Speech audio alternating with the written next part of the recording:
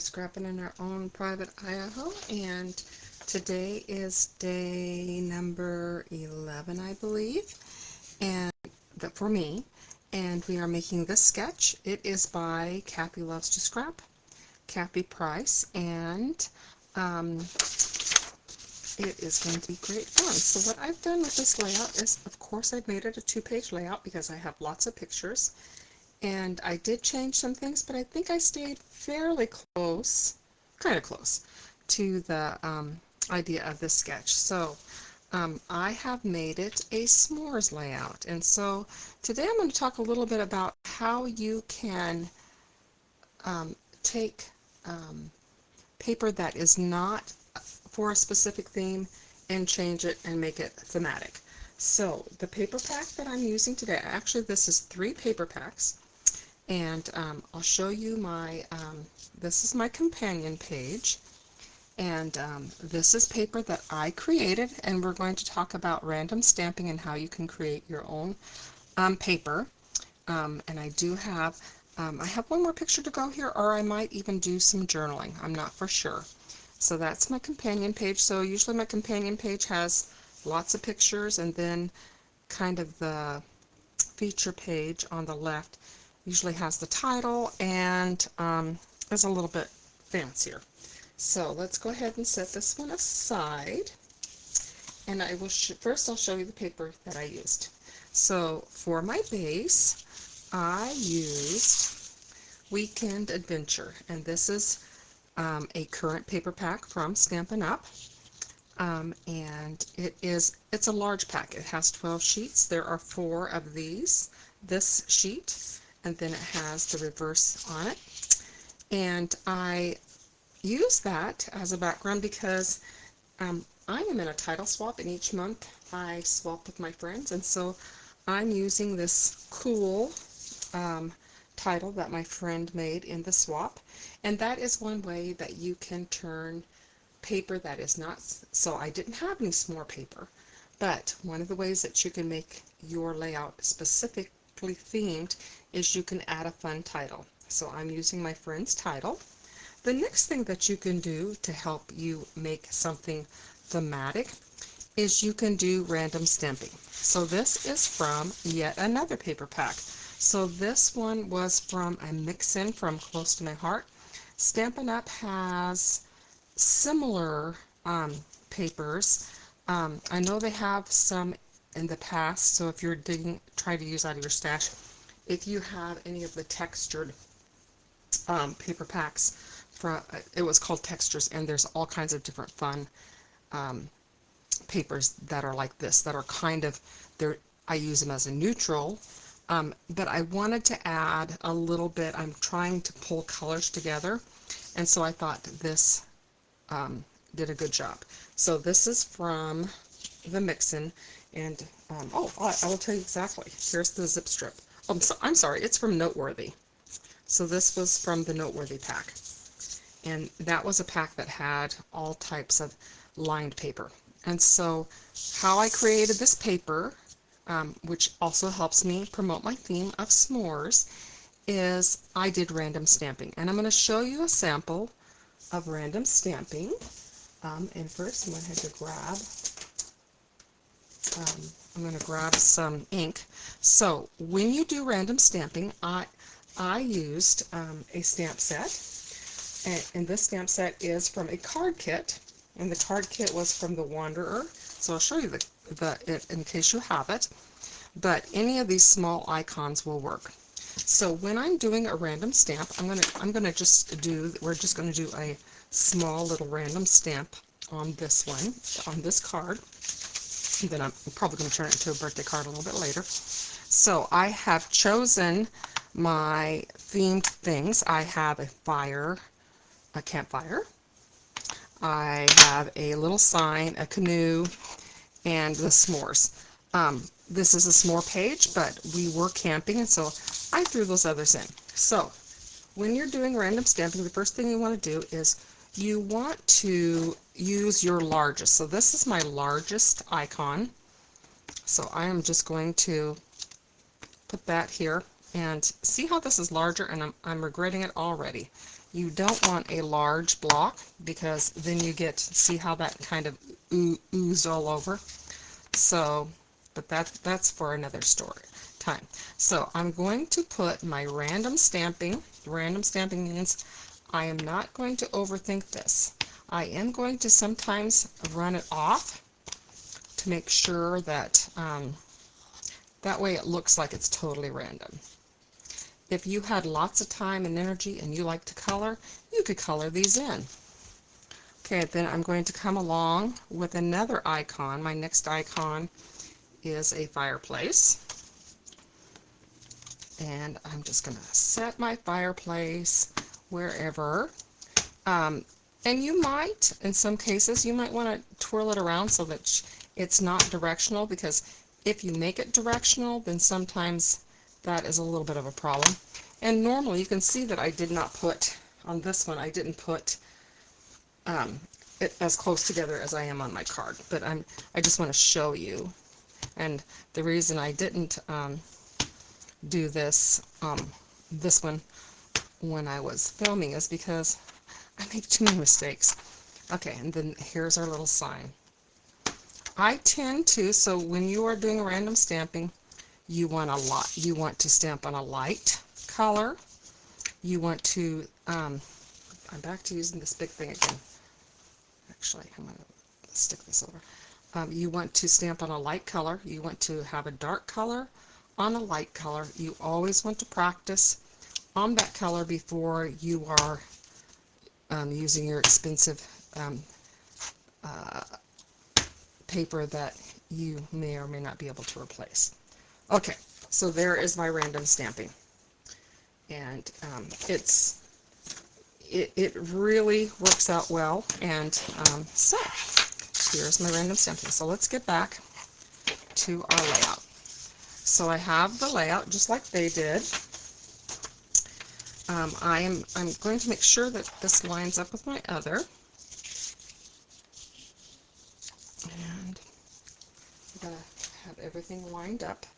And on this one, I'm going to, normally, a lot of times I will work from the top to the bottom, but this particular layout, I am going to go from the bottom to the top, because I'm putting a lot of things on here. So, my kingdom for a tape runner. Oh, there it is. Okay. All right. I was cleaning and I found some more of my close to my heart ones. Okay. So I'm just lightly tacking it on, and this is my first layer. And I really like this paper. I think it turned out really, really cute. And I actually, in desperation, I wanted to do this. So this is from a retreat where we're at, and I wanted to do a s'mores layout, and I thought, I'll just go to Hobby Lobby and see if they, of course they didn't have anything. And the nice thing about when you make your own paper, then it's going to match. Okay, so this is, to me, this looks like, you know, the Nestle chocolate bars that have the Rice Krispies in. To me, that's what it looks like. But it actually came from this pack. So the pack that I'm using today is called Earthen, it's retired. It's Earthen Elegance. It's from Stampin' Up. And this was my inspiration. To me, when I saw this, it looks like s'mores. I have no idea what it really is supposed to be, but for me it was s'mores. And so this pack has all kinds of, and this is the same thing. So these two came out of the Earthen pack. So that's my third paper pack. Weekend, Noteworthy, and this is Earthen.